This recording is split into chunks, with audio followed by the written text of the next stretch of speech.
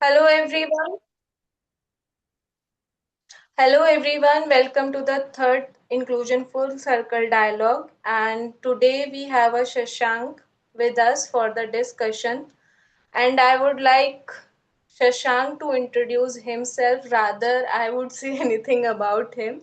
So Shashank, it's over to you. How do you see yourself, or how would you like to describe yourself? Sure. Thank you, Nidhi. I am Shashank and I am a social development practitioner who is working in the field of early childhood care and development and education from last 14 years, in fact. And WASH was also one of the component where I have worked. So I started my career as a software engineer. I was in the technology sector for 3 years.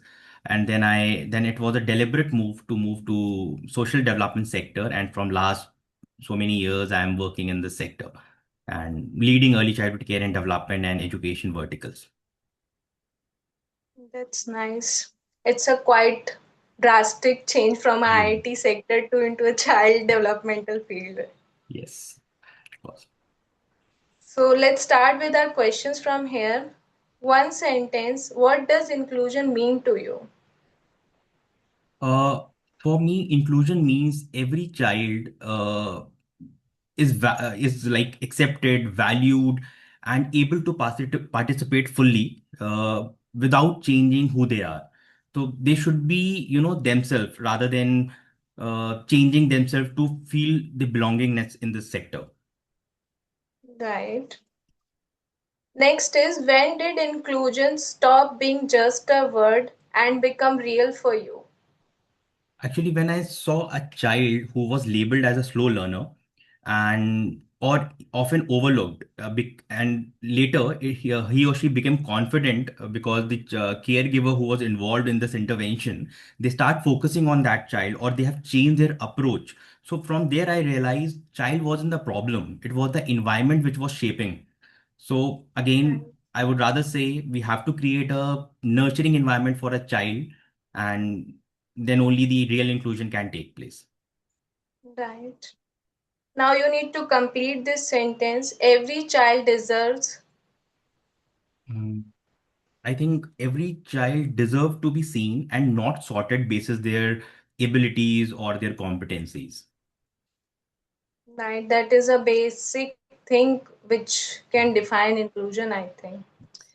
Okay, so next is, are we trying to make children school ready, or should schools become child ready? So I think for decades we have been working preparing our children for the school, that is the school readiness thing. And uh, I think now it's the time that we should start focusing from the school perspective whether they are ready to welcome the children or not. So inclusion, I think school readiness is a shared responsibility where it should not be left on the child or the family to take the entire burden. I think it should be the shared responsibility, and the school should also be, their environment should also be ready to cater to the children. Irrespective of their different needs, Yes, right? irrespective of their different needs, of course. Next question is, what are we still getting fundamentally wrong about early childhood in India?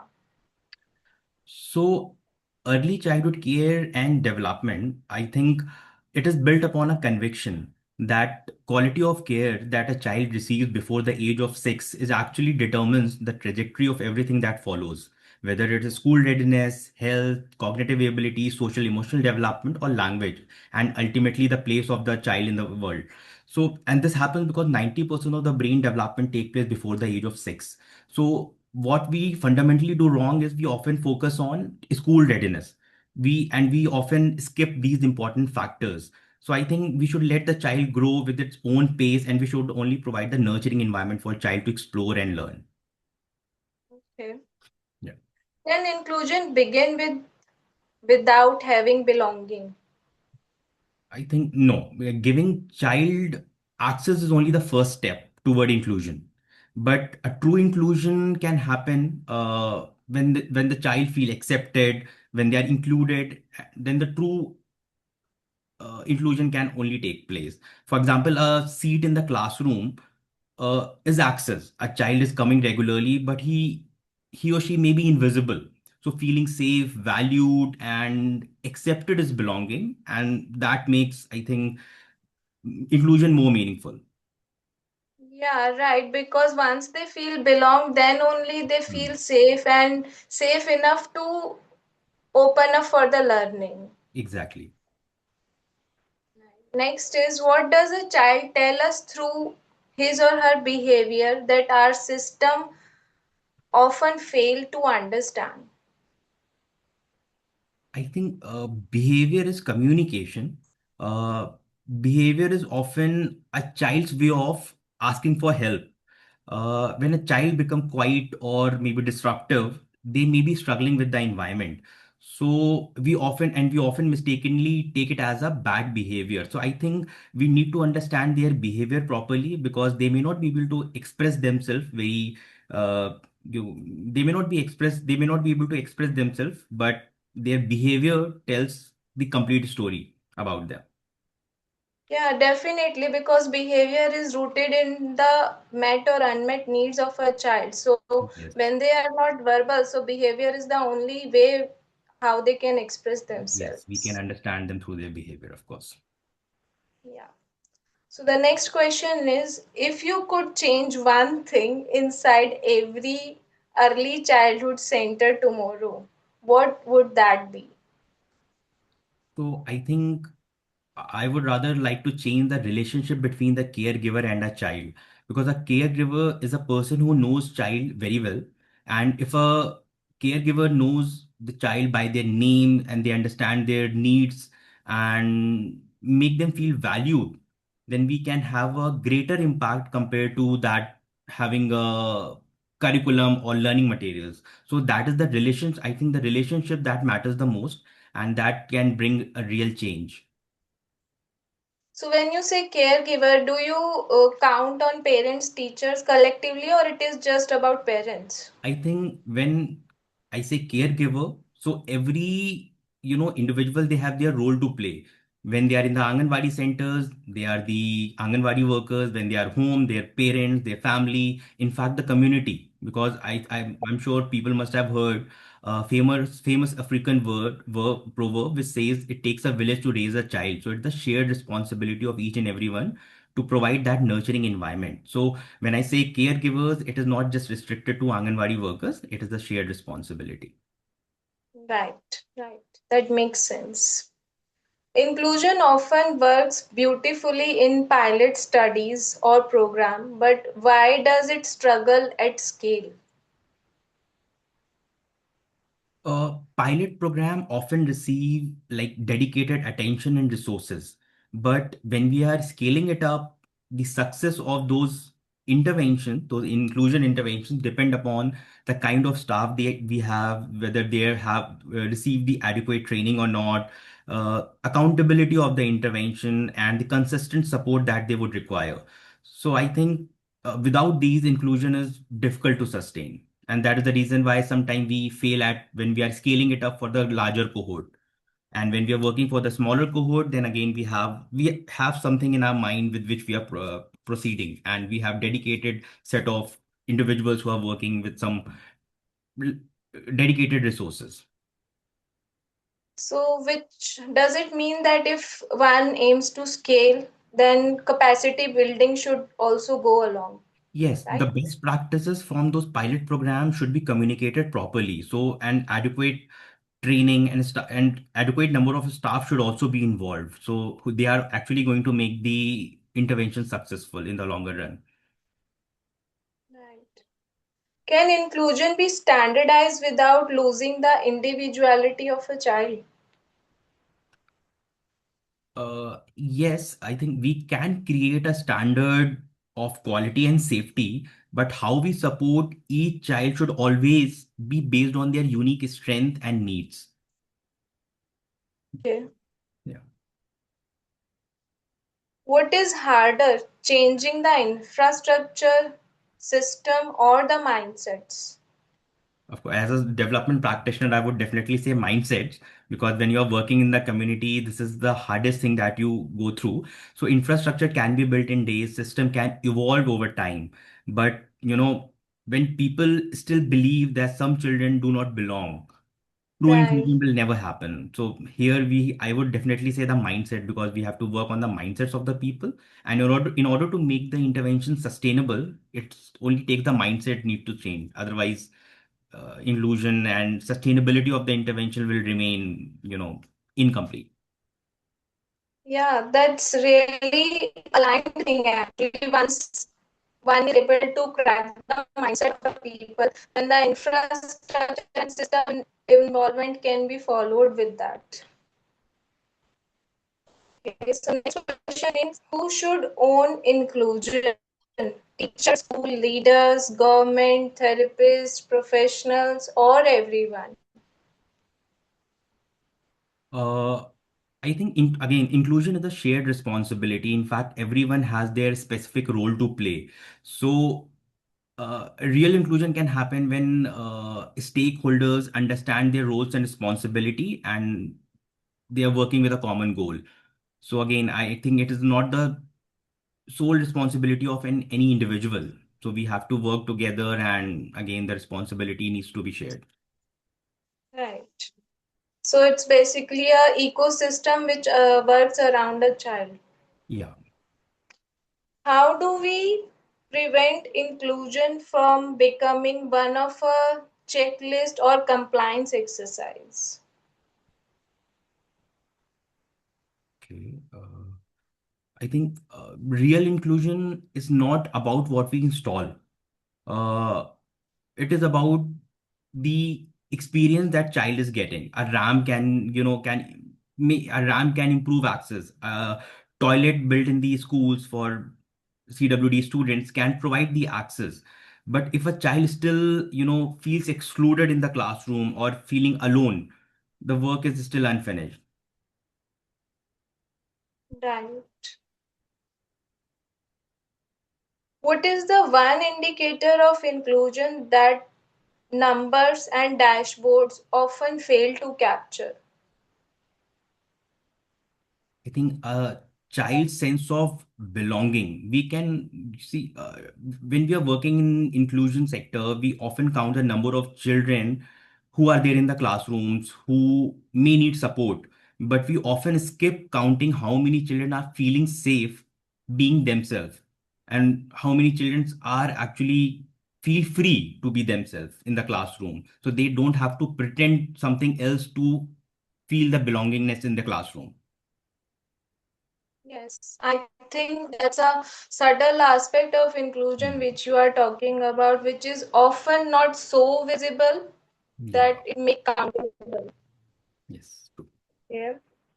We keep on working in silos, like everything as of now is fragmented. Education is working separately, health, therapy, family. So, is it one of our biggest barrier to inclusion? I think definitely it is, because a child's development is holistic, and but our system are often fragmented because there is a lack of coordination between ICDS department, health department, or communities or families. So inclusion works best when these departments are coming together and they have a coordinated plan for a child.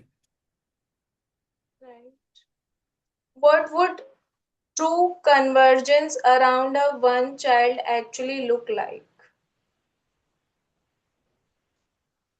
So a true convergence for me means the Anganwadi workers, health practitioners, teachers, therapists, community members, they are working together with one shared understanding of the child, and they also have a one coordinated plan, which I have just mentioned. So the child has a seamless experience, and they get consistent support. So I think that is something requires in order to bring all these stakeholders together so they can work in proper coordination for a child. Do we need more inclusion programs or better connection among the existing one? I think better connection is required, because we already have so many pilots program where they have demonstrated the success of the intervention. But what do we require is the smooth coordination between all these systems who are coming into picture when it's related to child. So whether it's Anganwadi, school, health, or or the community. So when they are reaching the same children, the real challenge is like ensuring that system is working together to support each child in a coordinated way. So I think the coordination and convergence is the real need, not the inclusion of more programs. Right, that's actually truth. Okay.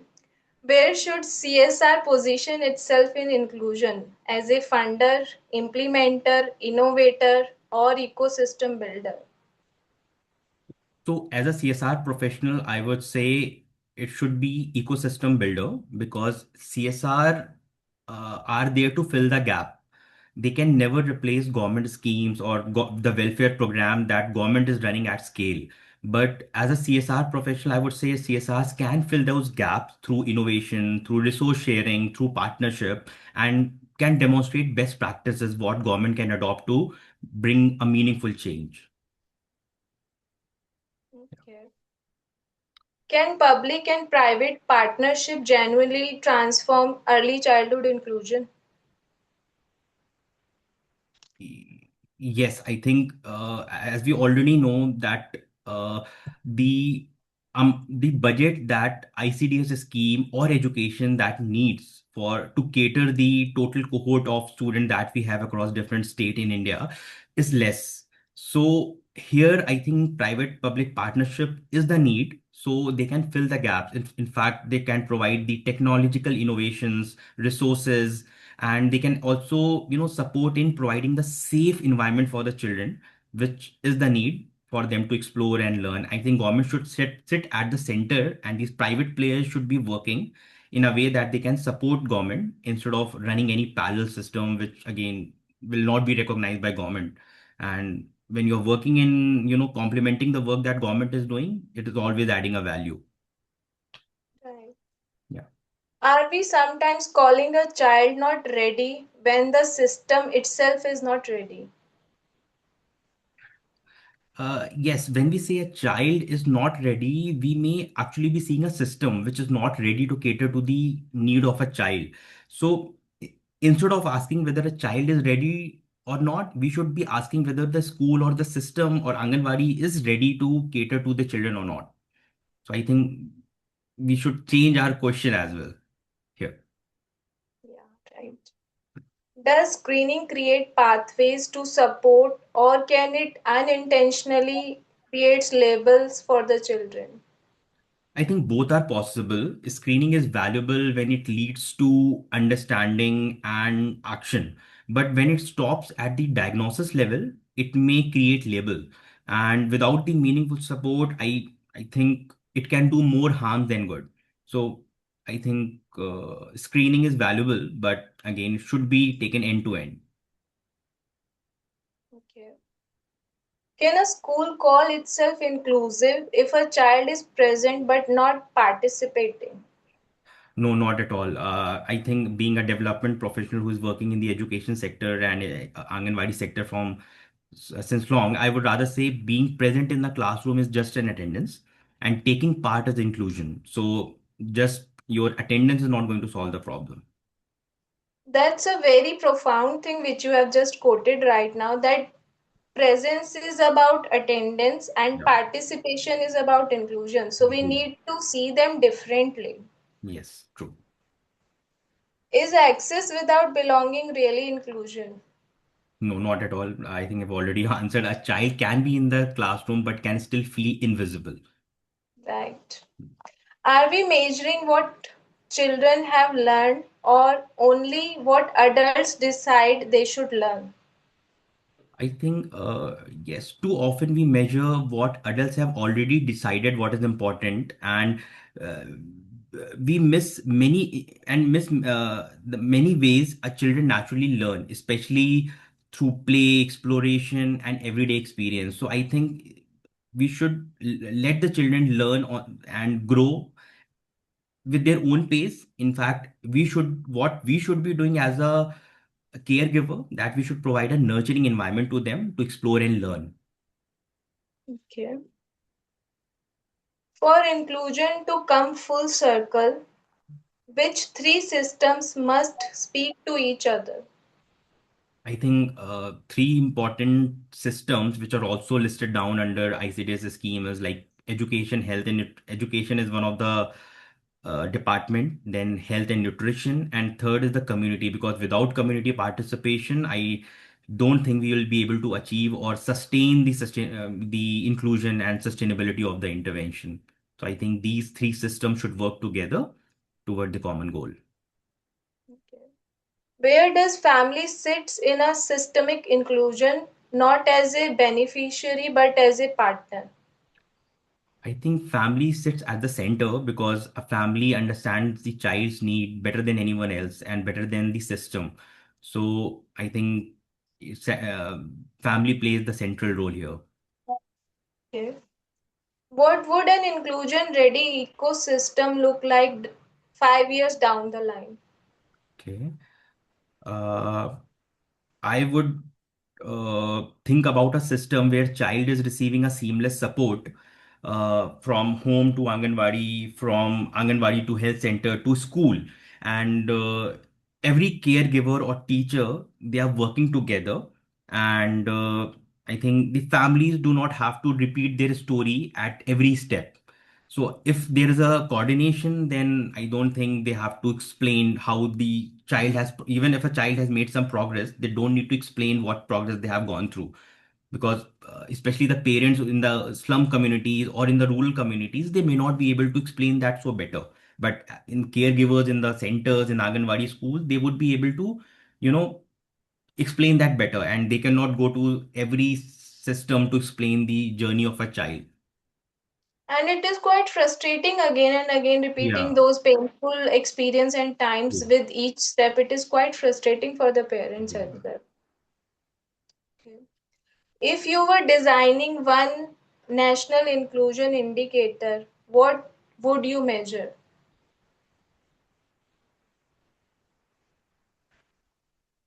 So I think a success, first of all, the success should not be measured like in the numbers, like how many children are identified who need support, but by how many receive timely and meaningful support.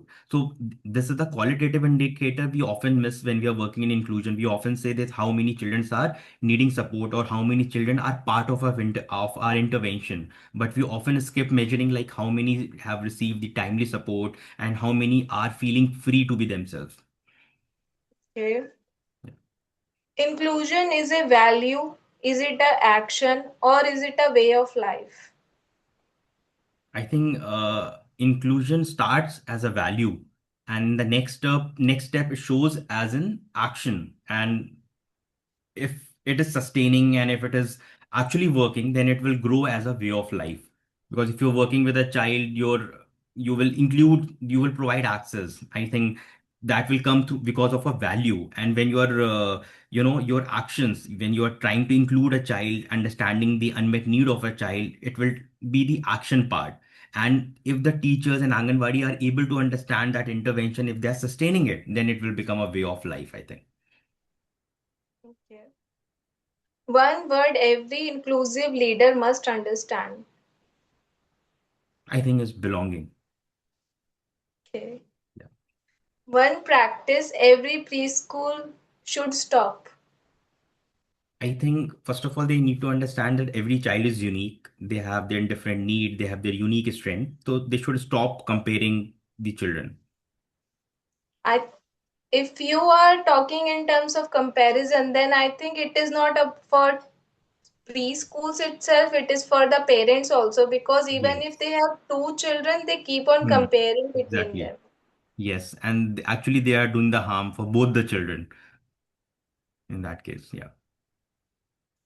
One practice that every preschool should start.